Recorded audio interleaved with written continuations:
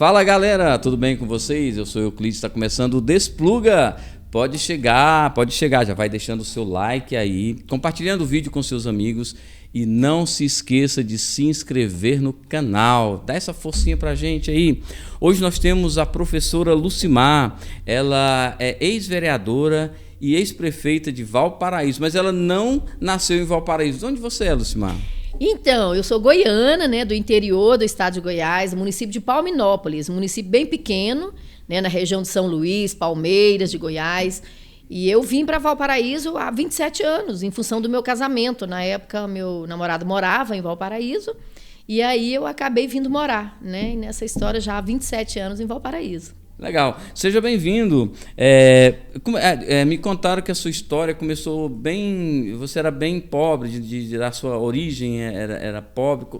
Você chegou a vender coisas na estrada. Como é que é essa história que me contaram? Então, eu sou filha de pequenos agricultores, né? Agricultores familiares. Então, meus pais vivem na roça até hoje. Eu vivi até o início da minha juventude na fazenda. Né? E era lá do sítio dos meus pais, na zona rural. Antes ele era empregado de um fazendeiro da região, depois ele comprou a terrinha dele. E nessa terra, desde pequeno, a gente trabalhou. Eu lembro que o primeiro dinheiro que eu ganhei né, em um trabalho meu fora de casa, porque em casa eu trabalhava direto o tempo todo, mas foi vidro de pimenta, né, garrafa de pimenta. Eu e minha irmã enchemos garrafas de pimenta e vendemos na cidadezinha que ficava próximo lá do sítio dos meus pais. E depois disso a gente Era uma rodovia e vocês iam para a rodovia? A gente ia num distrito. Era num distrito do município de Jandaia, porque o sítio dos meus pais fica entre Palminópolis e Jandaia. Então eles iam para lá e a gente depois foi estudar nesse distrito.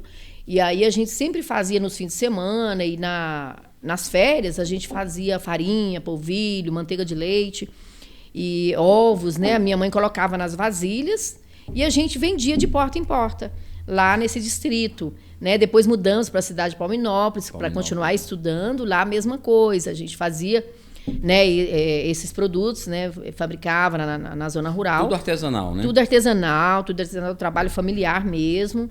E aí a gente vendia na rua, né, para inteirar o dinheiro para comprar o pão, para comprar o uniforme. Era assim, a minha infância foi assim. E como foi que você chegou a ser professora que você é hoje? Como foi o início lá da sua carreira até você chegar a dar aulas? Eu sempre, desde muito pequena, eu sempre gostei muito de estudar. Eu lembro que minha mãe, ela que ensinou a gente a ler e escrever. Eu, meu irmão mais velho e a minha irmã abaixo de mim. Então, nós somos 5, né? Mas nós 3 mais velhos, quem ensinou a gente a ler e escrever foi a minha mãe. E a minha mãe, preocupada com o meu irmão mais velho, que já estava com 7 anos, ela ensinando ele a ler, eu acabei ali observando como é que ela estava ensinando e aprendi primeiro. É mesmo? Eu acabei aprendendo. Ela estava ensinando o seu irmão, que era mais velho, eu tinha 5 anos. Eu tinha 5 ler e escrever. Anos, exatamente. E eu ficava observando ela ensinar meu irmão, porque a preocupação dela é porque ele era mais velho, né? Então ele que precisava aprender primeiro, ele estava passando a hora na cabeça dela. E eu observando aquilo ali, ela ensinando, eu acabei aprendendo, né, um pouco até antes que ele.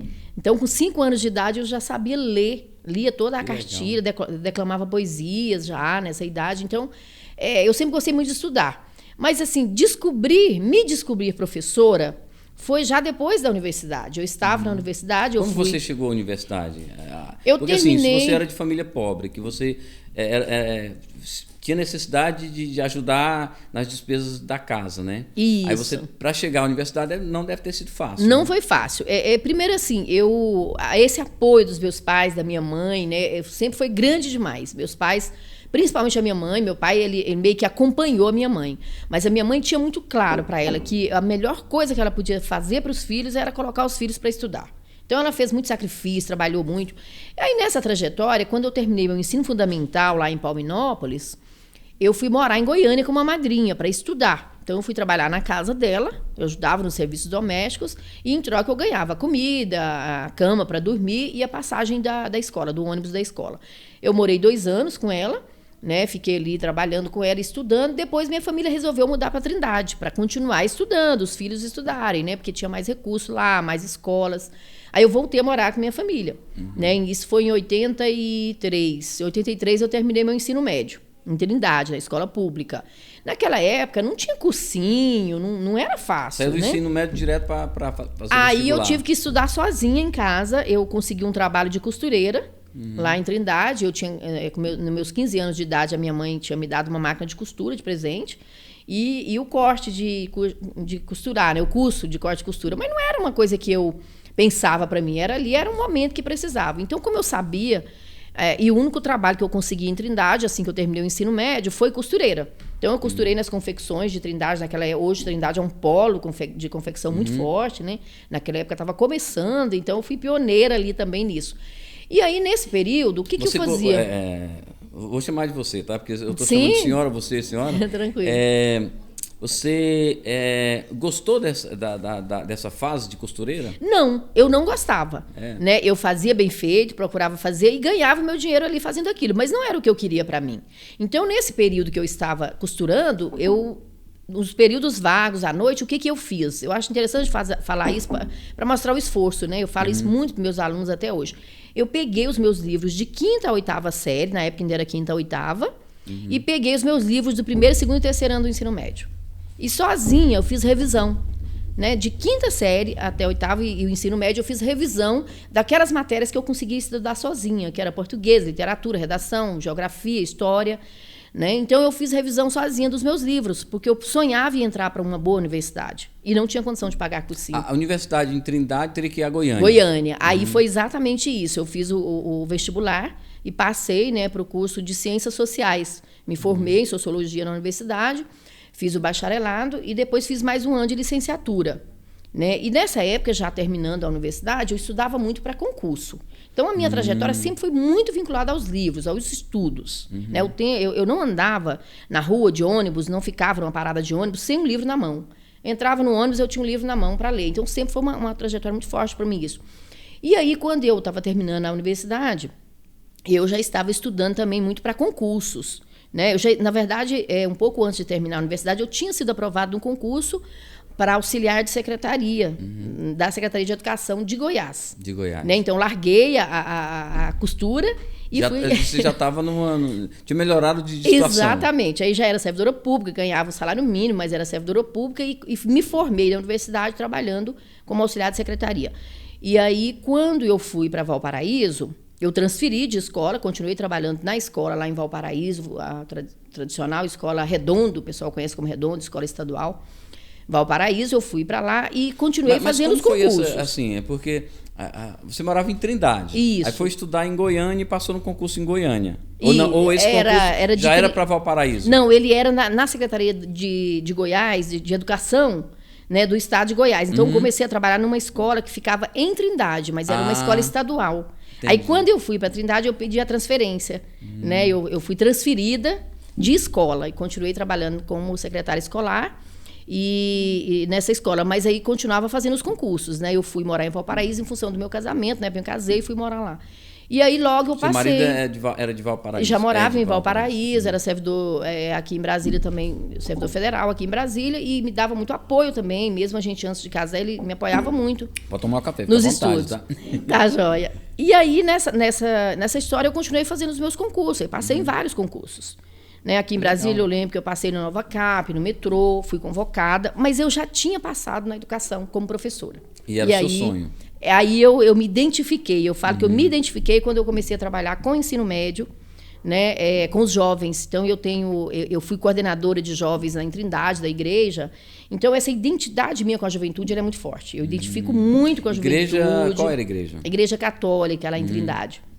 Então, assim, é muito forte o catolicismo muito forte. em Trindade, em Goiás, né? em Trindade. A Trindade é muito forte, é uma das maiores romarias do país.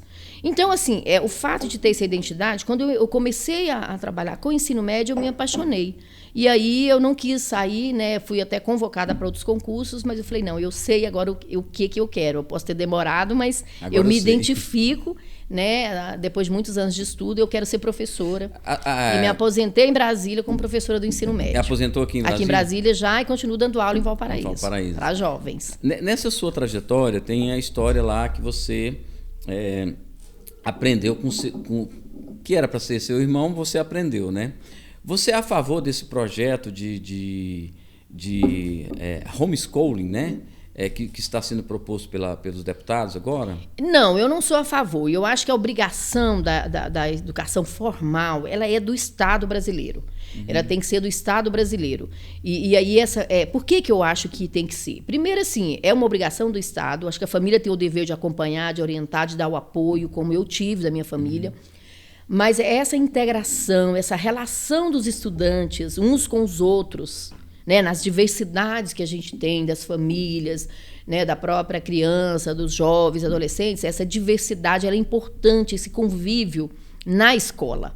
Né? Então, eu acho que nós não podemos abrir mão disso. Né? Eu acho que a família ela tem um papel que é de acompanhar, de ajudar, de apoiar. Né? Mas o papel da aula seria do Estado. Do Estado brasileiro, Eu acho que tem que ser. Entendi. Como a senhora vê, então, a educação hoje no Brasil? Como está a educação hoje no Brasil e em que o seu partido contribuiu para que essa educação chegasse nesse nível? Ou se ela caiu de 3, 4 anos para cá? Bom, eu acho que o Brasil, quando a gente compara com outros países que investiram muito na educação, nós estamos muito atrasados. Né? Se a gente pegar aí, o Brasil é um país que tem toda uma história. Você pega a questão da escravidão, né? da escola só para a elite. Isso durou muitos anos no Brasil. Então, é muito recente essa coisa da massificação da escola para todos, né? Para todas as crianças, enfim.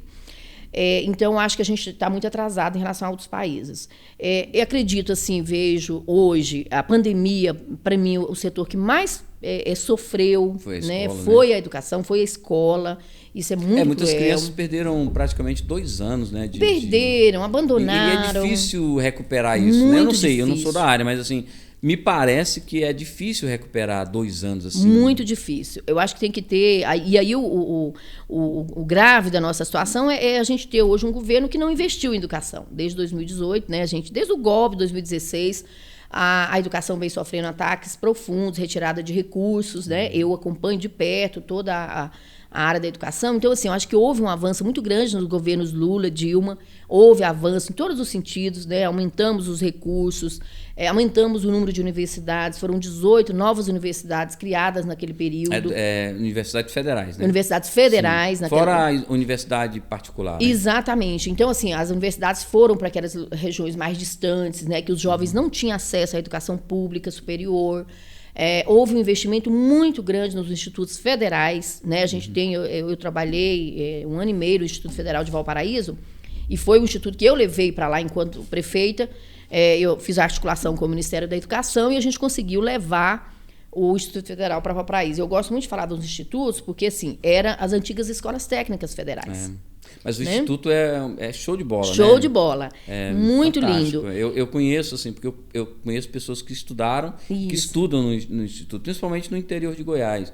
Tem um amigo meu que ele é se não me engano, é um instituto de Iumas. Não sei se ainda existe. Existe, né? Em Iumas. E ele estudou lá, né? Foi formado por lá. Então, assim, eu acho que é uma iniciativa fantástica, né? Foi muito bonito. Esse eu acompanhei de perto, né? Por acreditar na educação tecnológica também. Então, o que acontece? Em 93 anos, desde de 1909 até o ano de 2002, que foi o ano da eleição do presidente Lula, nós tínhamos 144 escolas técnicas federais, que eram as antigas escolas técnicas, os Cefetes, né, Centro de Educação Tecnológica. Com a chegada do presidente Lula, foi feita a rede de expansão. E foi quando, inclusive, mudou o nome para Instituto Federal. Né? Então, a gente passou a ter os institutos federais, né, de educação tecnológica, educação, ciência e tecnologia. O nome certo é Instituto Federal de Educação, Ciência e Tecnologia. Só uma dúvida, um parênteses. Sim. O Instituto Federal, ele forma só tecnólogos ou ele também forma outras bacharéis, também. Outros níveis? Isso, também. Nós temos os cursos a partir do ensino médio, não tem antes do ensino médio, né? É a partir do ensino médio técnico. Então, a gente tem o ensino médio integrado ao ensino médio, onde o aluno com 3 anos, ele faz o curso de ensino médio já profissional, né, profissionalizante, um curso técnico, e depois, se ele quiser seguir dentro do próprio instituto, hoje a gente tem bacharelado, licenciatura, né, e os tecnólogos. Então, assim, foi interessante, porque nesse período de 13 anos que nós governamos, nós saímos de 144 para mais de 650. Então, em 13 anos, foram mais de 450 institutos federais novos inaugurados, né, na gestão dos governos Lula e Dilma. No entorno de Brasília, por exemplo, nós não tínhamos nenhum, né, e passamos a ter em Formosa, Lusiânia, Valparaíso e Águas Lindas. Não tinha nenhum antes do governo Lula, né? E hoje nós temos, por exemplo, Valparaíso tem licenciatura em matemática e tem engenharia elétrica. Aí cada unidade tem um curso diferente, né? Há muita queixa que, falando dessa área de educação, né? Também não é a minha especialidade, né? Mas eu gosto de ler muito a respeito.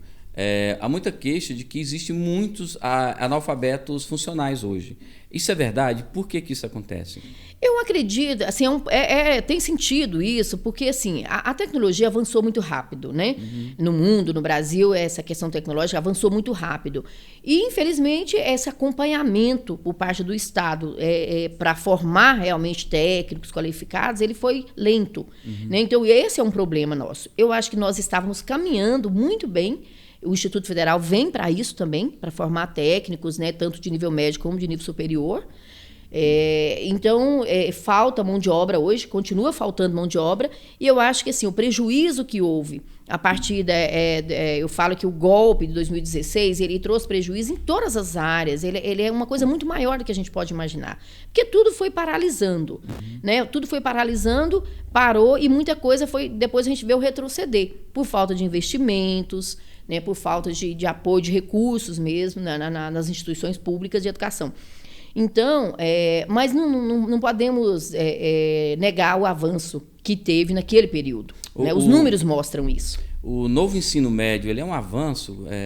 O novo ensino médio que está sendo implantado agora, provavelmente ele foi foi aprovado no passado e agora está sendo aprovado a partir desse ano, se não me engano, né? Ou a partir do ano passado. Do ano passado já começou a implantar em alguns locais. É um avanço na acho que não. Brasileira? Não? Eu acho que não é um avanço, é mais discurso, é mais falação sobre isso do que o real. Porque, por exemplo, uma das questões, a questão da liberdade do aluno escolher o que mais ele gosta, né, o que mais interessa a ele dentro daquela grade curricular. Acontece, Euclides, que quando fala da escolha, você tem que ter as opções para escolher. E quando você vai para a realidade, você não tem essas opções. Você vai, por exemplo, para uma cidade do interior que tem apenas uma escola de ensino médio. E só tem aquilo ali, né? Só tem aquilo. O aluno não tem o que escolher, ele tem aquilo e pronto. Né? Muitas e muitas escolas, tem uma, duas escolas de ensino médio onde você não tem as opções. Né? Tem todas as opções? Não. E a outra coisa é a falta de professores. Para as capitais? Eu acredito que fica mais em um ou outro local que esteja um pouco mais avançado, né? Mesmo assim, a gente tem uma carência de professores muito grande nos estados. Eu estou só perguntando para a gente sim, conversar. Não é uma obrigação do Estado providenciar esses recursos para os municípios? Da educação? É uma obrigação. Agora, isso dentro da realidade, até que ponto, para você ter uma ideia, em Goiás, o governador de Goiás, ele fechou, né, lá no último ano de mandato, quarto ano, foram fechadas 100 escolas. 100 escolas de ensino médio. Sem falar nos polos da UEG, da Universidade Estadual, que foram fechados. Né? Mas em Goiás foram fechadas só do ensino médio. Né, o governador de Goiás fechou 100 escolas, alegando que não tinha clientela, que não tinha alunos. Na verdade, não tinha, porque a forma, né, que estava tratando não trazia o aluno para dentro da escola. E veio a pandemia. Né? Então, você tinha que ter ali as alternativas, já tinha que buscar formas de trazer o aluno para dentro da escola. E não porque ele evadiu, porque ele não foi para a escola, você vai e fecha a escola. Não houve uma pesquisa, um estudo antes de fechar? Não houve um apoio para que esses alunos voltassem para a escola ou viessem para o ensino médio. Então, alegando que não tinha alunos, não tinha clientela, então tinha que fechar. Isso é um absurdo. Num país que ainda tem tanta carência na área educacional, você fechar escolas. Né? Então, eu acho que esse novo ensino médio é muito mais, eu vejo como um discurso do que uma prática realmente que venha... eu acho que, por exemplo, tira muito as disciplinas de ensino das áreas de humanas, né, que traz o aluno para reflexão, para refletir a realidade do país. Eu acho que tudo isso são... Agora, enfim, eu acho que é um acompanhamento que precisa ser feito, né, melhor, cobrar dos estados que façam o concurso, porque nós temos um grande problema hoje, que é a carência de professores. Né? A profissão de professor ainda não é atrativa? Não é atrativa por uma série de fatores. Salário não é, né, atrativo, as condições de trabalho não são boas, a gente sabe disso. Você tem um problema da violência, a gente vive numa sociedade, né, extremamente violenta, sem valores, né? E tudo isso afasta o professor, né, afasta as pessoas desse interesse de ser professor, de estar na sala de aula. Antigamente falavam que ser professor era um dom. Ainda tem essa visão ainda na sociedade, ou isso já mudou? Eu acho que é uma mistura. Eu acho que tem uma mistura, porque eu falo muito para os meus colegas, professores, né, que a gente enfrenta uma realidade muito dura. Hoje eu trabalho, por exemplo, no ensino noturno, na educação de jovens e adultos. Então, são aqueles meninos que não terminaram no tempo regular e eles estão na escola ali tentando recuperar. E você percebe que são meninos de família desestruturada, meninos que estão no crime, que já vieram do crime, né? Enfim, a questão das drogas. Tem uma série de questões ali, e eu falo muito com os meus colegas professores. Se a gente não der conta de entender, de compreender a história de vida daqueles meninos, que são vítimas desde o dia que foi gerado na barriga da mãe, porque às vezes vem, inclusive, de uma família de violência doméstica, né, onde o pai bate na mãe, essa coisa toda. Se a gente não der conta de compreender aquela história de vida do menino, a gente não dá conta de ser professor. Não consegue ser um bom professor, uma boa professora. E para isso, então, você tem que ter um pouco dessa coisa do dom, a coisa mesmo de identificar com o trabalho. Né? Eu falo isso com muita tranquilidade, porque eu já enfrentei muitos desafios na escola, mas eu tenho essa coisa que me atrai mesmo, de trabalhar com a juventude, de ser um pouco... Eu falo que brinco, as pessoas, eu sou geminiana, né? Então, essa geminiana tem essa mania de cuidadora, de querer cuidar, de querer dar um rumo na vida das pessoas, de querer que todo mundo se dê bem. Então, eu acho que conta um pouco. Isso é legal, eu não sei se é o dom, mas é um pouco essa identidade com a coisa mesmo, né? O que é esse movimento Escola Sem Partido? Existe uma escola partidária hoje no Brasil? Não acredito, né? Quando vem com esse discurso da escola sem partido, isso é muito mais um trabalho de defender um processo de alienação das pessoas, né? Eu acho que a escola é o melhor lugar, é o local ideal para você debater todo tipo de pensamento. Né? Você não tem que impor o pensamento, ninguém, nem diretor, nem professor, não tem que impor o pensamento dentro da escola. Mas tem que acolher todo tipo de pensamento que chega na escola e você fazer o debate. Fazer o debate claro, transparente, respeitoso, né, para que os alunos, os estudantes possam encontrar o seu caminho. Né? Agora, quando falam da escola sem partido, não existe neutralidade. Né? Em lugar nenhum, em postura nenhuma, a vida, não tem como você ter neutralidade em nada. Quando você tem a posição de neutralidade, você já tomou uma posição. Você tomou a posição de... Em cima do muro. Né? Então, não existe isso. Então, essa ideia de escola sem partido foi um ataque, né, que veio na educação, que veio principalmente na educação.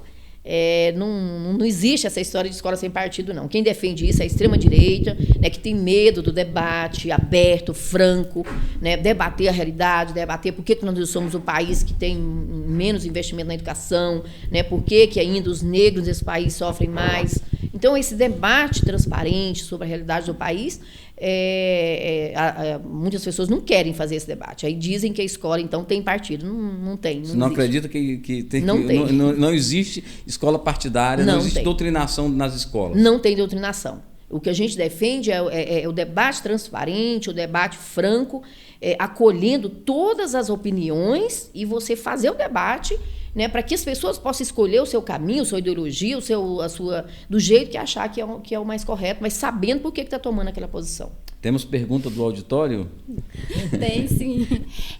Na minha época, né, que já tem uns anos, tinha aqueles grupos, né, de oposição, né, que na sala a gente pegava um tema e aí um grupo ia ser contra, estudava e tinha que defender por que era contra, e tinha um outro grupo, né, só para corroborar com o que você está falando, que tem que ter todas as opiniões, e aí a gente debate as opiniões, né, opostas. Ainda existe assim hoje esse formato? Eu acho que eu já tenho um tempinho que eu deixei o ensino médio.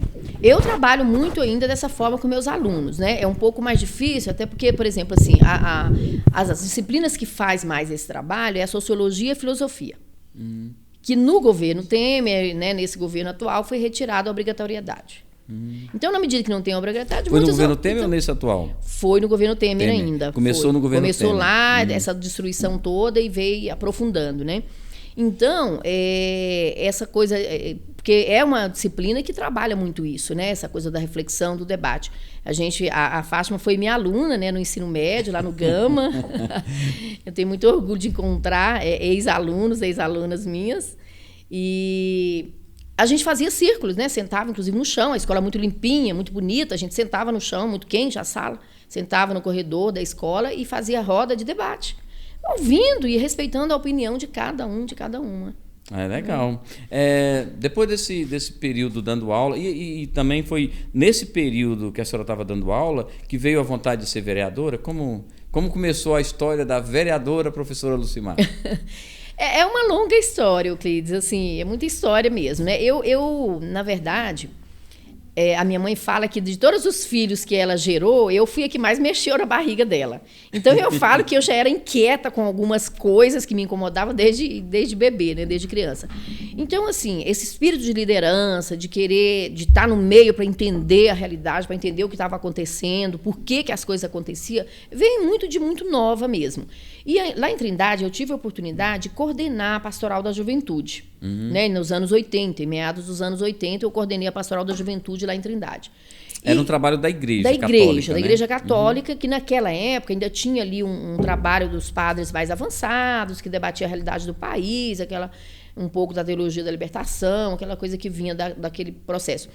E nesses grupos de jovens, nós tínhamos vários grupos, eram mais de 30 grupos espalhados pela cidade, e cada grupo reunia toda semana no seu bairro, e depois a gente fazia no final de semana encontro de todos os grupos. Aí tinha futebol, tinha o teatro, tinha a música, tinha o jornalzinho do grupo. E nesses debates lá a gente questionava por que não tinha asfalto na rua, por que não tinha biblioteca para os jovens, por que não tinha mais cultura para a juventude. E nesse meio ali, eu conheci o pessoal que era envolvido com a política. Então, mais de um partido me convidou para filiar. E eu falei, mas eu não entendo nada disso, nunca participei. Não, mas você vai gostar. Por que o PT? Né? Por que a escolha do PT? Exatamente, isso foi em 85. Olha, o PT tinha 5 anos. Em 80, né, que ele nasceu? Nasceu em 80. O PT hoje tem 42 anos. Então, por que o PT? Eu tinha sido convidado para o PMDB, outros partidos que naquele momento... Era interessante porque era muito diferente de hoje. Fazer política, participar de um partido político nos anos 80 era uma coisa... Era um desafio. Era um desafio, era uma coisa bonita. Todo mundo, a sociedade aprovava, né? As pessoas aprovavam, achavam interessante. Diferente de hoje, que a política foi criminalizada. Então, quem é político virou bandido, corrupto, essa coisa assim meio que estranha. Naquela época, não. Era uma coisa que a sociedade aprovava, aplaudia, ver a juventude participando. Por que a senhora acredita essa questão da política hoje tá assim, ter essa visão, né, de assim, muita gente acha, porque é político, não sei o que. Houve realmente uma criminalização da política, isso, né? Houve sim, eu não tenho dúvida disso. E é muito em função disso, porque o PT é o primeiro partido, Euclides, que nasce realmente assim no meio da classe trabalhadora. Se a gente for pegar outros partidos de esquerda que nasceram lá nos anos 20, foram partidos que nasceram na intelectualidade, né, no grupo, pequenos grupos das universidades, dos intelectuais, sindicais, coisa pequena. O PT nasce em 80 envolvendo juventude, sindicalistas, professores, artistas. Então, é um partido que nasce realmente assim, que vem de todos os segmentos da sociedade, principalmente da classe trabalhadora. Então, ele nasce questionando a realidade. Ele já nasce sendo um questionador. 80 estava terminando o período dos militares. Exatamente. Né? O PT ainda enfrentou, os fundadores do PT enfrentaram muito essa coisa da ditadura na época. E você me perguntou assim, por que eu escolhi o PT? Sim. Eu acho que eu me identifiquei exatamente por ser trabalhadora, ser estudante naquele momento, ser da classe trabalhadora.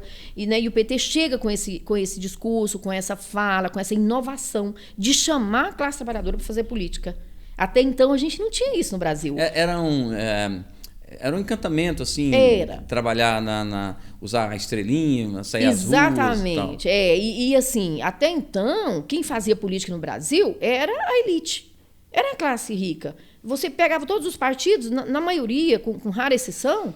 Você tinha o MDB, que tinha históricos também, na época PMDB, MDB, depois PMDB de novo. Então, assim, você pega e compara com o PT, é diferente demais. Né? O PT, ele realmente chama a juventude, os sindicalistas, os trabalhadores, os professores, todo mundo para vir fazer política. Então, isso é uma inovação e para a elite foi uma afronta. Porque a elite sempre entendeu que o lugar da classe trabalhadora não era no poder, não era na Câmara de Vereadores, não era na Prefeitura, não era na Presidência da República. Isso foi sempre reservado para a elite. Né? Se você pegar os banqueiros, os grandes latifundiários, empresários... Hoje essa realidade mudou? Mudou e o PT fez parte dessa mudança. Né? O PT veio, o PT é um partido muito forte. Né? Quando a gente fala da criminalização da política, né? O PT nasceu enfrentando isso, questionando a realidade, questionando essa concentração de poder econômico e político na mão de pouca gente, essa coisa toda. Né? E o PT criou raízes na sociedade. E não é só por causa do Lula. A pessoa fala, mas se o Lula acabar... o PT acaba. Não é verdade isso. Não é verdade? Não é verdade. O PT tem raízes na sociedade, né? Nós temos muitas lideranças, já fomos a maior bancada da Câmara. Então, na medida que a gente assume o governo, qual que era o discurso da época quando o Lula ganhou? O Lula não vai dar conta, o Lula não dá conta de governar o país. Né? Não dá, e foi muito difícil, realmente. Mas, assim, o Lula é um líder, eu acho que eu falo que sai um líder desse, a cada 100 anos aparece um. Né? Então, quando em 2005, eu gosto de falar dessa história, porque em 2005 teve a história do mensalão. A história do mensalão... Foi assim, um escândalo, né? Isso. A história do mensalão ali foi, na verdade, uma tentativa de não deixar o Lula se reeleger em 2006. Não foi outra coisa. Precisava ali destruir... Mas ficou comprovado que houve o mensalão, que houve corrupção nesse mensalão? Genuíno, Zé Disseu, todos esses que foram condenados na época, né? O Zé Disseu tem livros que contam essas histórias todas. O Genuíno tem um livro, né? Foi inocentado. A hora que o Genuíno foi preso, né? Então, assim, aquilo que aconteceu... Aí você fala, mas então não teve corrupção? A corrupção no Brasil, ela é histórica, né? É uma coisa que vem desde o início do Brasil. Você não acaba com essa questão em 10 anos, em 20 anos de governo. Isso é coisa para décadas. Né? É um processo que você tem que mudar o pensamento, você tem que fortalecer os mecanismos de combate à corrupção. Não é uma coisa de uma hora para outra. E nós fizemos isso. O governo, desde o governo Lula, o governo Dilma, os governos estaduais, municipais do PT, sempre estruturou mecanismos de combater a corrupção. Criando a Controladoria Geral, por exemplo, nos municípios. Né? No governo federal, o Lula, o que ele fez fortemente? Estruturou a Polícia Federal. Né? A Polícia Federal recebeu muito avanço, recursos, tecnologia, né, para ajudar no combate à corrupção. Estruturou a CGU. A CGU tinha sido criada no governo Fernando Henrique. Só que ela não existia, de fato. E ele estruturou... Era naquela época do engavetador geral. Exatamente. Da o Geraldo Bendeiro, né, o procurador engavetador. O Lula fez o contrário. Ele fortaleceu o Ministério Público muito. Né? A CGU passou a ser um status de ministério com toda uma estrutura de recursos humanos. Fez concurso para pessoas qualificadas para estar na CGU como advogados, contadores, né? Todas as áreas para poder fiscalizar, ajudar a fiscalizar os recursos que iam para os municípios, né? Porque o governo federal ele encaminha os recursos para o estado, para o município, para executar as obras. Então, assim, nós criamos mecanismos de combater a corrupção.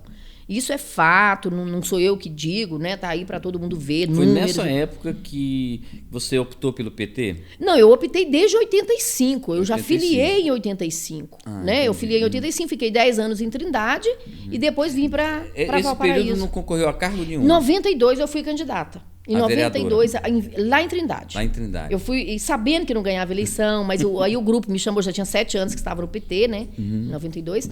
Aí eu fui candidata para ajudar o partido e tudo, não fui eleita e vim embora para Valparaíso dizendo que nunca mais seria candidata. Vim fazer o meu mestrado na UNB. Comecei meu mestrado na UNB, acabei deixando o mestrado para coordenar a primeira eleição de Valparaíso, que foi em 1996. Não fui candidata. Eu fui coordenadora de campanha. Fiz uma coordenação bonita lá, enfim. Né? O Valparaíso tinha acabado de emancipar. Né? E é uma cidade grande, né? Grande. Para falar nisso, ontem completou 27 anos de emancipação. Teve alguma festa lá? Teve uma festa bonita da Câmara. Eu tive lá, participei, junto lá com as lideranças, né, do município. Então, 27 anos. Hoje quem é o presidente da Câmara? Hoje é o vereador Plácido Cunha. Né, que foi vereador, saiu, voltou como vereador e está como presidente da Câmara Municipal. Um vereador bastante atuante, dinâmico, enfim. é o presidente.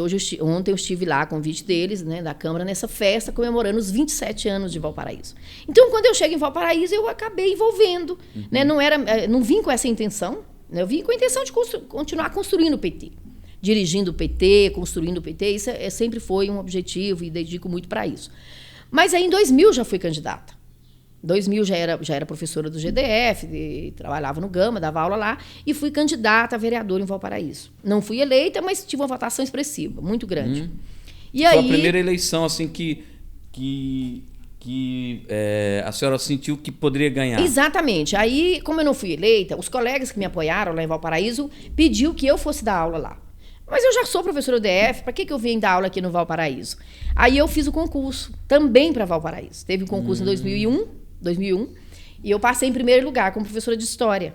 Eu era professora de Sociologia no Gama, né, no GDF, e fui ser professora de História lá. E, de fato, em 2004, eu fui a segunda vereadora mais votada do município. Alunos, professores me apoiaram, eu fui eleita e tive um mandato de vereadora de 4 anos, muito bonito, né, muito ativo. E aí disputei a prefeitura em 2008, não ganhei, né? Sabia então, que era muito depois de vereadora, tentou uma vez ser prefeita, né? Isso, 2008. Aí 2008, aí não ganhou. Não aí ganhei e voltei para a sala de aula. Voltou. Voltei para a sala de aula, fui dar aula na escola de Valparaíso, e aí já estava em Santa Maria, né? Lotada em Santa Maria. E em 2012 eu fui eleita. Aí em 2012 eu fui eleita com 29 mil votos. 4 anos depois. 4 anos depois. Né? A gente plantou a semente em 2008. Na verdade, acho que a semente vem de muito antes, né? Como vereadora também.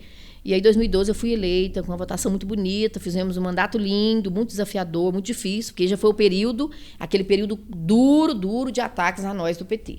Né? Aí eu tive a prefeitura incendiada, quebraram a nossa prefeitura lá. Foi tudo isso que eu enfrentei lá. Quais foram assim, as conquistas que você deixou para a população em Valparaíso? São muitas, Euclides, são muitas conquistas. Eu investi muito na educação. Nós fizemos um grande concurso para estruturar, né? Nós tínhamos mais de 600 contratos temporários de professores. Eu falei, não, nós temos que estruturar. Fizemos um concurso, contratamos muitos professores, fizemos um plano de carreira muito bonito, onde o salário dobrou de muitas categorias, né? Melhoramos o salário de todas as categorias de servidores, que eu acho que eu sempre falava que o servidor público é o patrimônio, né? O maior patrimônio do município.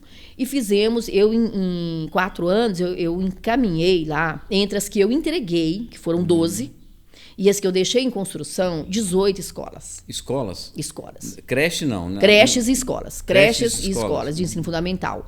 Além do Instituto Federal, que não tinha, e nós levamos também em parceria com o MEC, né? A gente doou o terreno para o Ministério da Educação e levamos o Instituto, porque hoje funciona lá muito, muito bonito o trabalho. Qual foi assim, a obra que iniciou no seu governo e você não conseguiu inaugurar, mas que foi inaugurada no governo seguinte, ou um trauma que o governo seguinte não inaugurou? Conta pra gente. O Instituto Federal eu comecei e terminei da minha gestão, né? Foi obra do governo federal, mas parceria com a gente. Algumas escolas também eu comecei e terminei na minha gestão. Comprei um prédio inteiro para colocar uma escola pública, hoje é a Escola Nelson Mandela, Escola Municipal Nelson Mandela. Algumas creches que eu deixei encaminhadas, foram 6 creches, eu deixei encaminhadas para ser inauguradas. Uma delas eu chorei quando eu visitei e vi que o prefeito não inaugurou, porque faltava 8%. 8%. E eu avisei para a equipe nova do prefeito, cuida dessa creche, porque a empresa é uma empresa muito difícil, irresponsável, e ela não, se vocês não tomar cuidado, ela vai abandonar a obra, porque eu fiquei brigando com essa empresa o ano inteiro para entregar essa creche, e em dezembro do meu último ano, faltava 8%, eles não entregaram. E não deu outra. A prefeitura assumiu a gestão, né? A nova gestão assumiu, a empresa abandonou a obra, e em 3 meses depois eu visitei, passei lá, a escola estava toda depredada. Essa dói na alma quando eu vejo a situação que ficou e não recuperaram até hoje. Mas outras que eu deixei encaminhadas, ele inaugurou 3, me parece que 3 creches, e tem 2 ainda que não entregou, né? Não continuou. Agora, tem uma obra lá que a gente conseguiu aprovar no recurso do governo federal, 116 milhões, que foi para a área de... É um valor muito substancial, alto, né? Muito alto, né? Esse era um investimento em um bairro chamado setor de Chacras Anhanguera. Né, o nosso setor de Chacras Anhanguera, ele é grande, tem uma população muito grande nesse setor, que eram 180 chácaras, que foram divididas, eram chácaras de 5 mil metros, e em cada chácara foi construída 40, 50 casas. Sem água, sem esgoto, sem rede pluvial, sem asfalto, sem nada. sem nada. Precisava levar a infraestrutura. A infraestrutura. Aí nós aprovamos esse recurso, conseguimos assinar o convênio com o Ministério das Cidades e a Caixa Econômica, e aí eu saí, e com isso o golpe, eu volto a falar Essa do questão prejuízo. do impeachment da presidente Isso. Dilma foi muito dolorido para a senhora? Foi. Estava no meio do seu governo, né? No meio do governo. No meio do governo, eu acompanhei de perto, estava lá no Palácio no dia da saída da presidenta Dilma. E assim, hoje está provado que foi uma perseguição, a presidenta Dilma foi vítima de machismo, de misoginia, de tudo isso. Né? Não tem crime, comprovou que não teve crime nenhum contra a presidenta Dilma. Mas o que aconteceu em 2014? Quando ela foi reeleita, porque principalmente os dois partidos, né, que estavam mais à frente do golpe, que era o PSDB junto com o grupo do MDB, do Temer, né, e os partidos Centrão, da cabeça deles era assim, nós vamos derrotar a Dilma, acabou o PT. Quando a Dilma é reeleita em 2014, esse grupo não aceitou essa vitória e começou então a falar, ganhou, mas não vai governar. E da visão deles, era o Aécio, ele disse isso, né, questionou o resultado das urnas, enfim, não vai governar. E, de fato, o Congresso veio com as pautas bombas, aquela coisa toda. Isso já era, né, planejando tudo, porque na cabeça deles, e isso ficou claro depois, se não derrubasse a Dilma, não tinha como prender o Lula. E se não prendesse o Lula seria presidente em 2018. Preso, o Lula estava na frente nas pesquisas. Né? Então, essa coisa de falar, não, se não tirar a Dilma, a gente não prende Lula. E só tem um jeito de tirar o Lula das eleições de 2018, se não deixar ele ser candidato. Porque se ele for, ele ganha. E ganharia mesmo. Lula ganharia a eleição em 2018 de novo. Né? Então, isso tudo, hoje está claro pelos processos jurídicos, né? Todas as publicações, as entrevistas do Lula contando isso, como é que foi em detalhes. Quais foram os reflexos assim, negativos do impeachment da presidente Dilma para o seu mandato, para o seu governo lá em Enfraqueceu muito. Enfraqueceu porque, assim, na medida que você tem tudo isso, eu sendo do mesmo partido dela, né, e historicamente juntos, a primeira coisa, politicamente, você se enfraquece, é natural. Os ataques nas redes sociais, nós sofremos muitos ataques nas redes sociais, assim, injustos, né? Da forma que ela recebeu os ataques a nível nacional, eu na minha cidade também recebi isso. Foram muitos ataques da oposição, né, de pessoas que estavam nesse processo, apoiando esse processo de saída dela a partir do impeachment, né, do golpe, na verdade. Houve alguma obra que não teve sequência por conta do golpe disso? O Parque Anhanguera, que é esses recursos de 116 milhões, foi um deles. O BRT de Santa Maria até Lusiânia foi outro. A Dilma chegou a fazer o lançamento do BRT de Santa Maria até Lusiânia. Né, porque nós inauguramos até Santa Maria, estava com ela na inauguração até Santa Maria do BRT, e o projeto é que fosse até Lusiânia, né, melhoraria muito o nosso transporte. Então, também paralisou. Porque na medida que veio a Operação Lava Jato, essa coisa toda, as empresas foram paralisando tudo, né, então houve... Até os gestores, né, eu falo gestores, os ordenadores de despesa, né? Eles ficam com medo de assinar qualquer papel, qualquer paralisando documento, tudo, né? Não, foi uma coisa... É muito complexo tudo isso, né? As pessoas, às vezes, a população que está lá na base não consegue perceber, entender isso. Mas o prejuízo desse golpe ele foi gigantesco. Não foi um prejuízo de 4 anos, mas é um prejuízo de muito mais do que isso. A senhora ficou ressentida por não ter concluído alguma obra assim? Ou ficou ressentida porque o prefeito seguinte não encaminhou a obra? Como a senhora pode contar isso? Olha, eu não diria ressentimento. Eu diria assim, primeiro porque a gente entra para ficar 4 anos, você sabe que não vai terminar tudo. Né? Nenhum prefeito, chega e em 4 anos faz tudo que precisa. Ou começa alguma coisa e termina. Você pode terminar muita coisa, mas tem muita obra que você não termina em 4 anos. Tem obras muito grandes, né? Trabalhosas. Um processo licitatório de uma obra grande dura 8, 10 meses. Eu fiz um processo licitatório lá de um centro olímpico, lindo, um centro olímpico muito bonito, que foram poucas cidades da região centro-oeste que conseguiram isso, né, com o governo federal. Nós fomos foram 22 na região centro-oeste. Valparaíso foi uma delas. Esse centro olímpico eu deixei licitado e assinado o contrato com a empresa. Né? Então não deram sequência. Eu acho que foi falta de prioridade. O governo seguinte, nosso, que assumiu, não teve prioridade. Era de qual partido? Pode falar? Do MDB. Ele foi eleito pelo PSDB, depois saiu, hoje está no MDB. Né? Hoje está no MDB. Mas tinha eleito o primeiro mandato dele. Então, assim, se você falar assim, mas qual a obra que mais doeu na sua alma de não ter terminado? Né? O PAC Anhanguera, esses 116 milhões, ele não conseguiria, inclusive, começar e terminar no mandato dele. É uma obra que dura muito mais tempo. Mas a creche da Cidade Jardins, que eu deixei faltando 8%. Essa dói na alma até hoje, quando eu lembro que ela ficou vai pronta. beneficiar crianças, né? E ela Mães, ficou pronta, né? Ela ficou pronta e deixaram destruir totalmente. E aí tem muitas outras coisas, né? E que algumas eles terminaram, outras não. Mas eu acho que faz parte do processo. Eu não tenho ressentimento disso. Eu acho que, claro que eu gostaria de ter feito muito mais. Acho que fiz muito. Eu considero que a nossa gestão foi a melhor gestão do município em todas as áreas, em todos os sentidos. Se você pegar os números das obras, né? Educação, cultura, infraestrutura, enfim, tudo. Mas é muita coisa por fazer, porque é uma cidade muito, muito nova. Como é a organização? Existe um plano diretor de crescimento da cidade? Como ela é organizada? Como é isso? Ou vai crescendo assim indistintamente? Ela é uma cidade nova, com crescimento muito rápido, né? Muito rápido, acima da média nacional, o crescimento de Valparaíso e das cidades do entorno também. Mas eu tenho uma experiência interessante essa questão do plano diretor. Em 2006, eu era vereadora. E eu fui relatora do plano diretor, o primeiro plano diretor da cidade, 2006.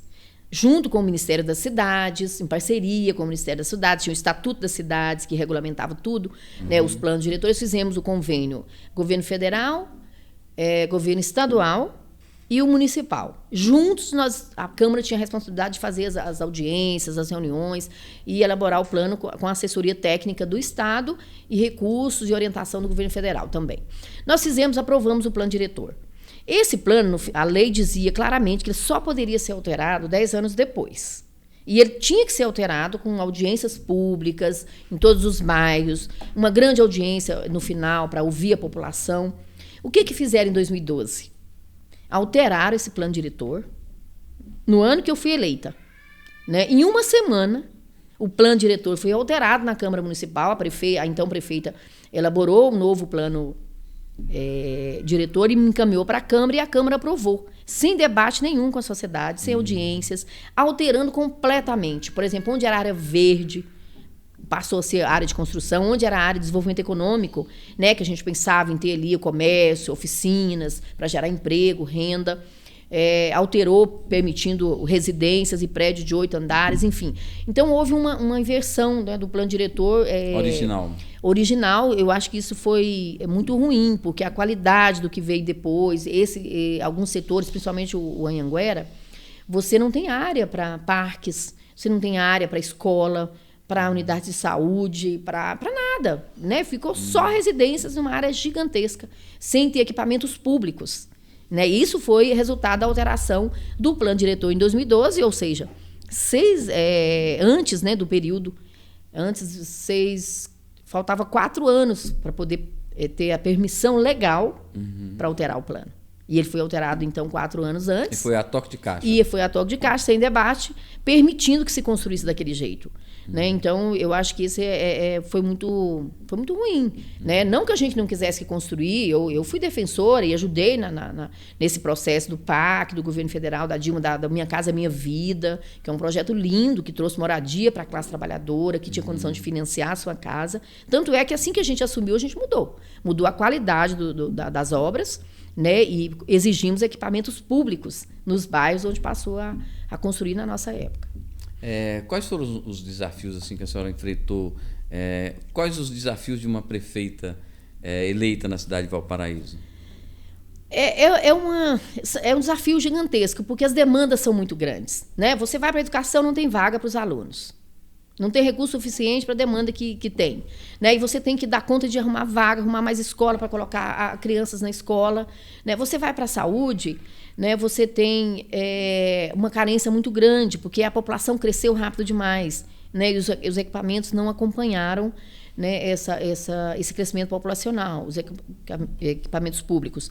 Mas eu consegui entregar 11 unidades de saúde nos meus 4 anos de governo. Nós entregamos 11 unidades de saúde, inauguramos uma UPA, que foi referência na minha época, uma das maiores UPAs da região.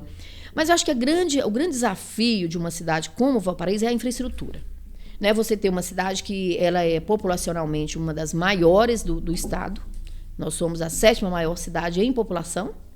né, com um território pequeno, mas a população... Então, você tem a questão, por exemplo, da infraestrutura, envolvendo a iluminação, a drenagem pluvial, que é um problema. Valparaíso, quando chove, vira um rio. A BR-040 é um rio, né, que a gente chama lá de Rio Oriente, que é o bairro já de Oriente do lado, então é o Rio Oriente. Vira um rio. Você tem vídeos lá recentes, né, das últimas chuvas, as pessoas, carro rodando, né, nas enchentes, lá na enxurrada, porque não tem a drenagem. Né, não tem a drenagem. Então, a infraestrutura, acho que é o grande desafio, né, da cidade.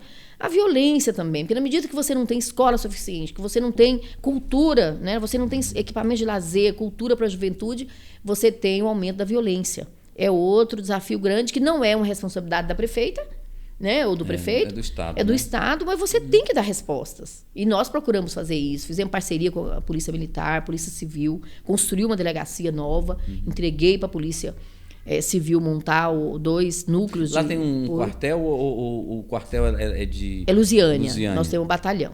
Temos um batalhão. E construímos o GIH, que era o de combate a homicídios, né, investigação de homicídios e combate às drogas. Na minha gestão, a gente entregou essa delegacia para que a Polícia Civil pudesse instalar, né, e a Delegacia da Mulher, que não tinha, a gente também criou, fizemos toda a estrutura, alugamos uma casa e passamos para o Estado para a gente ter a Delegacia da Mulher. A Delegacia da Mulher, né? É isso. Valparaíso é uma cidade dormitório ainda? Nem tanto hoje, já foi muito. Né? Começou como núcleo residencial só para moradores que trabalhavam em Brasília. Né? Núcleo residencial Valparaíso, inaugurado em 79. Mas hoje não. O Valparaíso tem um dos comércios mais fortes do estado de Goiás, prestação de serviço e comércio, né, muito forte. Nós temos a rede de educação privada, que é muito forte também lá no município. Então, não considero que Valparaíso hoje seja uma cidade dormitório, não. Temos um dos maiores, ou talvez o maior e melhor shopping do entorno. O maior e melhor shopping do entorno do Distrito Federal, com certeza. Um shopping Qual muito foi bonito. a marca que a senhora deixou implantada na sua gestão em Valparaíso?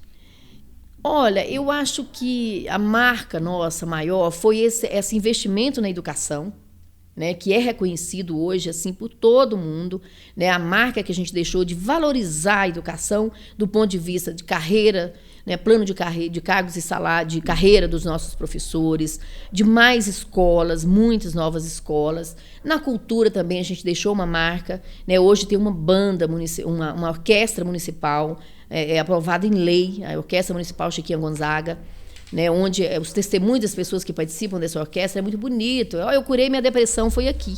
Eu vim tocar violino aqui, né? Eu vim aprender a tocar violino aqui. Então tem essa orquestra. Eu acho que outra marca grande foi essa coisa do cuidado com as pessoas. Nosso governo, o marketing nosso lá era Inclusão e Cidadania. Então, a gente tinha aquela responsabilidade de incluir as pessoas no processo da cidade. E aí era desde a pessoa que cuidava da limpeza da cidade até o maior empresário. A gente dialogava com todo mundo. Então, essa marca do diálogo. Eu acho muitas empresas foram para lá, muitas né? Por exemplo, empresas. a Van foi para lá, né? Foi um trabalho nosso. Eles estavam procurando um local, um terreno, olhando Lusiânia, polo ali do JKDF, e a gente mostrou que lá era o melhor local para eles implantarem, né? Então, a Honda, emprego, atacadistas. A Van, na época, foi 420 empregos, atacadistas, vários. Vocês negociaram com ele, vocês instalam aqui, mas eu preciso desses empregos. Foi Sim, mais ou menos isso? A gente falava isso, a demanda aqui, nós queremos que vocês contratem trabalhadores da cidade.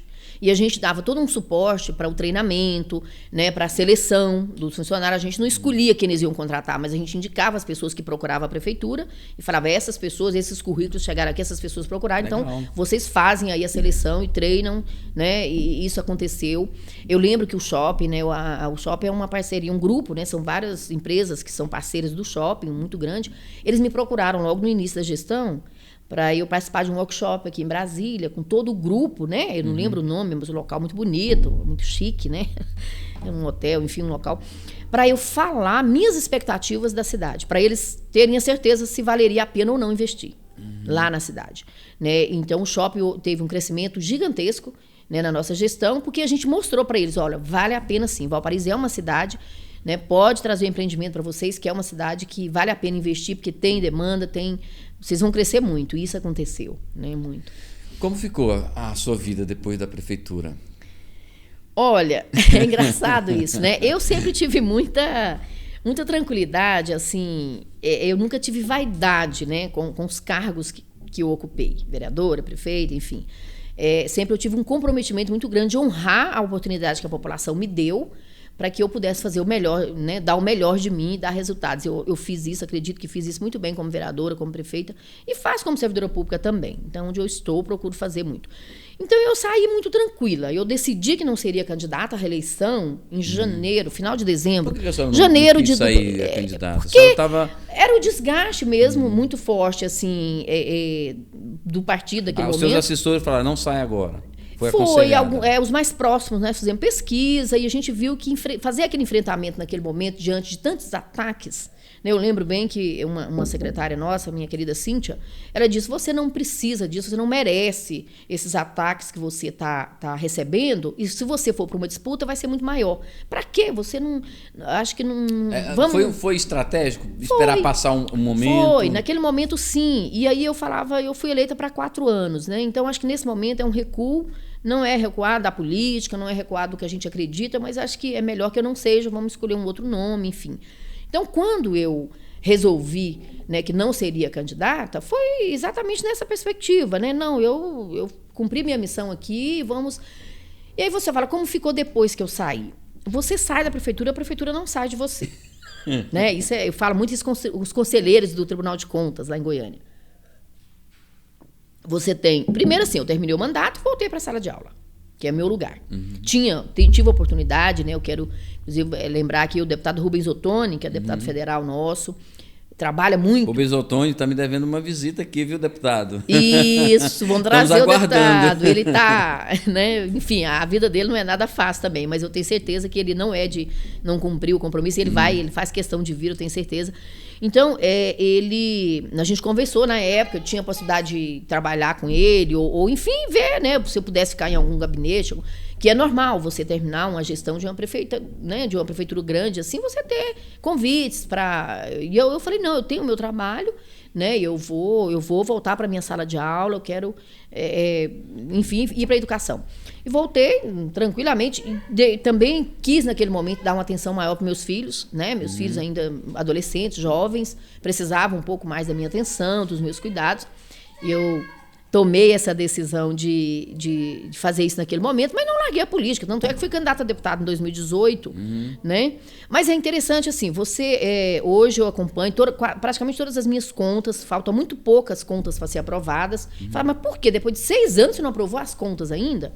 É porque, na verdade, o Tribunal de Contas, ele tem uma demanda atrasada, né? Então, ele está analisando conta de prefeito de 10, 12 anos atrás. Né? Mas Tribunal tem de Contas conseguido... do Estado? Do Estado, dos municípios. Dos Tribunal de Contas dos Municípios, TCM, Tribunal de Contas dos Municípios. Então, assim, esse acompanhamento das suas contas, né? Você tem que fazer ainda o tempo todo, e eu tenho feito isso e tenho conseguido aprovar tudo certinho. E agora, quais são os seus novos projetos?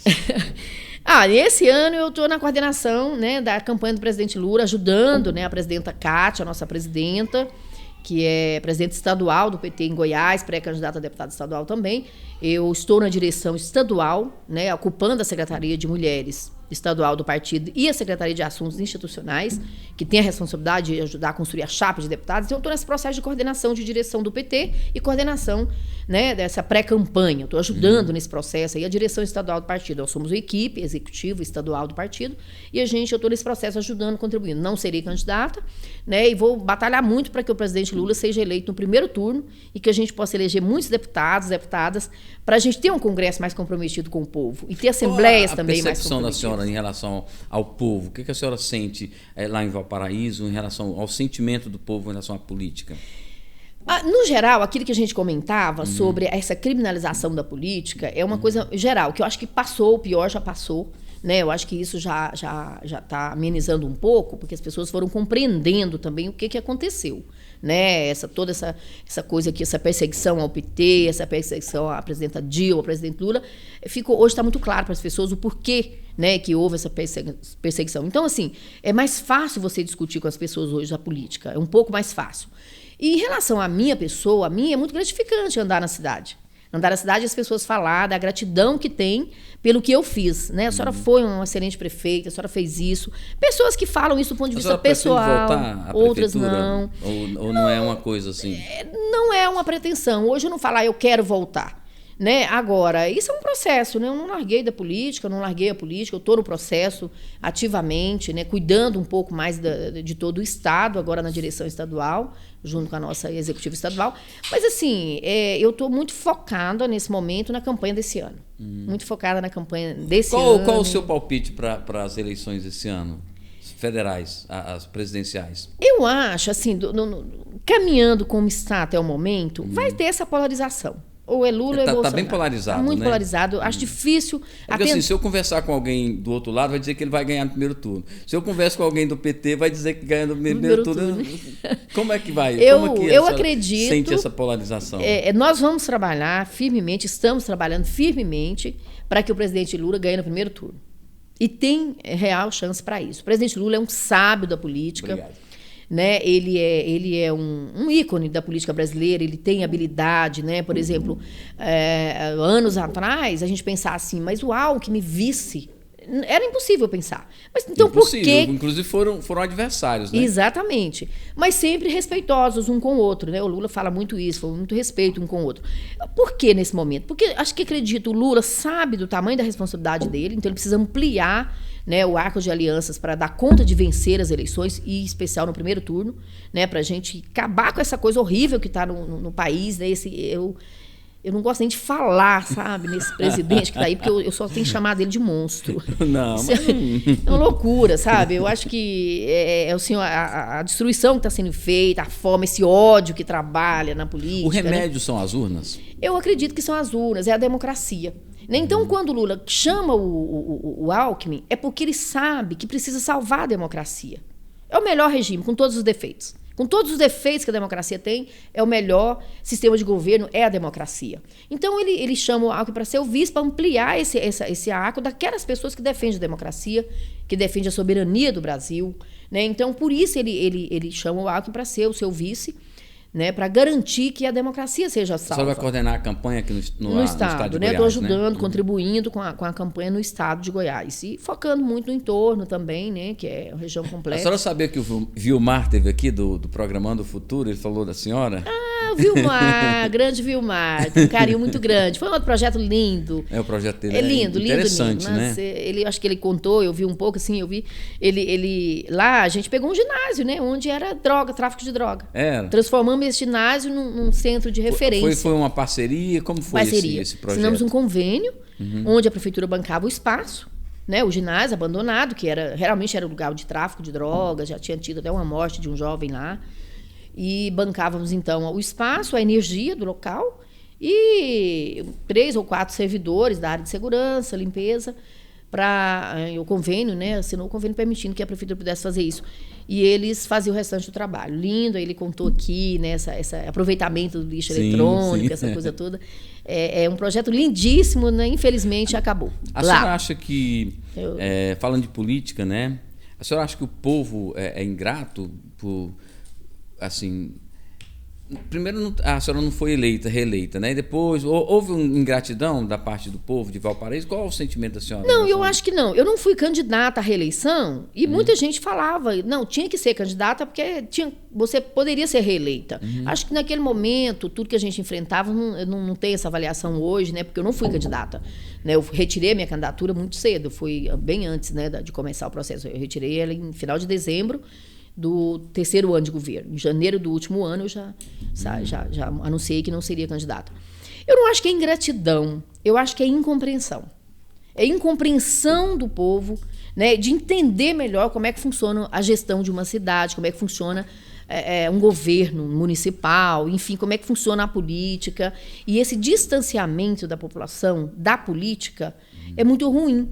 É muito ruim, porque de todo jeito que faz, a população ela olha para um gestor, para um político, ela olha com aquele preconceito de que alguém que não é bom, alguém que é corrupto, né, alguém que promete e não faz. Mas por quê? Porque ela se afastou da política. Na medida que ela se vem para dentro, e eu procurei fazer isso, eu tive um diálogo muito grande com a população.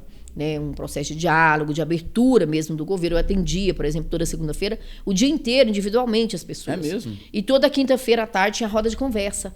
Era sentar várias lideranças de vários segmentos, né, Igreja Católica, Igreja Evangélica, um pastor, um padre, era o empresário, era o trabalhador do comércio, era um gari, né? Eu pegava pessoas de vários segmentos e fazia uma roda de debate, mesmo de conversa sobre a cidade.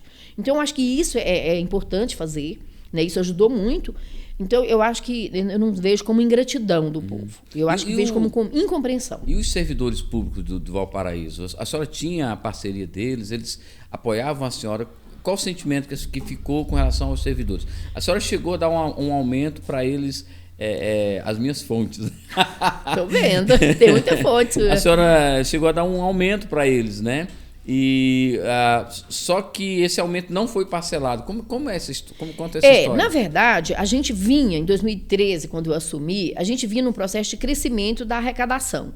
Na medida que a gente melhorou a arrecadação, a gente pôde dar aumento para os servidores, a gente melhorou bem ao salário, com plano de carreira e tudo. Quando foi em 2015, 2016, já no processo da crise, né, do golpe, aquela coisa, a gente foi tendo queda de arrecadação. E no final, talvez os servidores tenham esse sentimento assim, de que eu não poderia ter feito mais por eles. Mas quando você pega os 4 anos, não tem parâmetro que compara. Né? Você pega qualquer gestão do município. Né? A minha gestão foi a que mais valorizou o servidor. Em termos de salário, é uma distância enorme das outras gestões. Né? Então, o salário triplicou de algumas categorias, com o plano de carreira. Condições de trabalho, a gente modernizou a máquina, isso é uma coisa que o servidor agradece, né? Modernizar a máquina administrativa, a gente modernizou muito, informatizou várias áreas e valorizamos com as condições de trabalho e salários bons, né? Melhores. Então, assim, eu tenho gratidão, assim, os servidores têm gratidão a mim, eu encontro na rua hoje e as pessoas falam, a senhora foi a melhor prefeita para os professores, foi a melhor prefeita para os servidores, porque a gente valorizou em todos os sentidos. Tá bom. Esse ano, além das eleições, nós temos, é um ano de dupla eleição. Nós temos as eleições, né, em outubro e em novembro, né, dezembro, nós temos a Copa do Mundo. Tivemos Copa do Mundo no Brasil, né? E agora nós vamos ter uma Copa do Mundo no Catar. A senhora acompanha futebol? Um pouco. Eu acompanho um pouco, assim, é meio complicado, porque meu esposo é corintiano.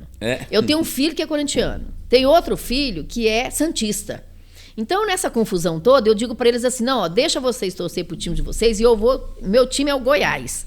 O meu time é o Goiás. Mas Goiás, né, pequeno, enfim. Eu faço essa brincadeira. Eu não acompanho muito o futebol. Eu lembro muito na minha juventude, em 82, eu fazia no ensino médio, aquela Copa de 82, né? Foi a Copa da Seleção Canarinho. Como foi bonita, né? Aquela Copa, e talvez pela a minha idade naquela época também. Acompanhei muito, torcia muito, chorava quando o Brasil perdia, chorei no último jogo que perdeu, enfim. Mas acompanho um pouco, né? Através dos meus filhos. Eu tenho um filho que é muito apaixonado por futebol. Corintiano? Né? O Santista. Ele queria ser jogador. Né? E aí hoje ele está fazendo educação física na Universidade Federal de Mato Grosso e hoje ele está na cidade de Sorriso, porque ele já está fazendo parte do time da universidade. Foi legal. Jogar lá no time. E o outro mais velho, que é veterinário, tem um filho com 22 anos, formou como médico veterinário, é corintiano junto com o pai. Então, essa torcida danada lá, eu fico no meio ali. Então, senhora, qual o seu palpite para a gente fechar? Eleição e Copa do Mundo. Acho que eleição, no caminho que está, dessa trajetória que está indo aí, o Lula vai ganhar a eleição. O presidente Lula vai ser novamente presidente desse país. Como ele tem dito, falou isso ontem, anteontem, né, em Uberlândia, vai pegar o Brasil numa situação pior do que pegou em 2003 por vários aspectos, e um deles é essa coisa do acirramento, né? Ele fala que ele tem o papel de unificar o país, né? Ele tem a tarefa de unificar dentro das divergências, das disputas políticas, das disputas ideológicas, enfim, mas unificar o país. Eu acho que essa é uma tarefa enorme que ele tem falado sobre isso. Então, acho que ele vai ganhar a eleição. Da Copa, eu preciso ver mais, eu preciso acompanhar um pouco mais para dar um palpite que não fique tão distante, né, do resultado que vai ter, mas vou torcer e vou acompanhar. Torcer para o Brasil. Estamos chegando ao final do nosso programa. Eu quero agradecer a senhora por ter vindo aqui. Muito obrigado. Foi muito legal esse papo. A gente passou um tempo aqui conversando sobre vários assuntos políticos, né? E é interessante discutir e falar sobre política, né? E quero deixar a nossa Câmara à disposição para a senhora fazer as considerações finais da senhora. Bom, quero agradecer você, Euclides, toda a equipe, né? Toda a equipe. Muito feliz de estar aqui, né? Conversando, né, com vocês e falando um pouco da nossa história. História que eu tenho muito orgulho, a minha história pessoal, né, minha história profissional, minha carreira profissional como professora e como gestora pública, como política, como militante e dirigente do Partido dos Trabalhadores e das Trabalhadoras. E dizer para Valparaíso de Goiás, a minha cidade, que completou 27 anos ontem de emancipação, né, do carinho que tem pelo povo de Valparaíso, pela oportunidade que me deu ao longo desses 27 anos, né, que moro na cidade, a oportunidade de ser professora na cidade, de ser vereadora e de ter sido prefeita da cidade. Uma gratidão imensa a esse povo, né, que me deu tanta oportunidade. Dizer que eu continuo acreditando na política como acreditava lá em 85, quando eu comecei a minha militância política. Acredito na política, acho que a saída para os problemas de uma nação, de um povo, é através da política respeitosa, onde as divergências sejam debatidas e respeitadas. Então, é importante que a juventude, que as mulheres, né, estou como secretária de mulheres do meu partido no estado de Goiás, é importante que as mulheres se apropriem mais, né, dessa questão política, da compreensão, né, para ocupar os espaços de poder. A mulher faz a diferença onde está também. E agradecer mais uma vez a vocês por ter me dado a oportunidade de vir aqui conversar um pouco com vocês. Então, muito eu obrigada. que agradeço, obrigado, né? E eu quero pedir para vocês se inscreverem no canal. Deixe o seu joinha nesse vídeo, porque é muito importante para a gente. Se inscreve no canal, deixa um comentário aí se você gostou do vídeo. Pode deixar um comentário aí, qualquer coisa eu encaminho para a professora Lucimar, não tem problema, tá bom? Então a gente vai ficando por aqui e a gente se vê no próximo programa. Fui!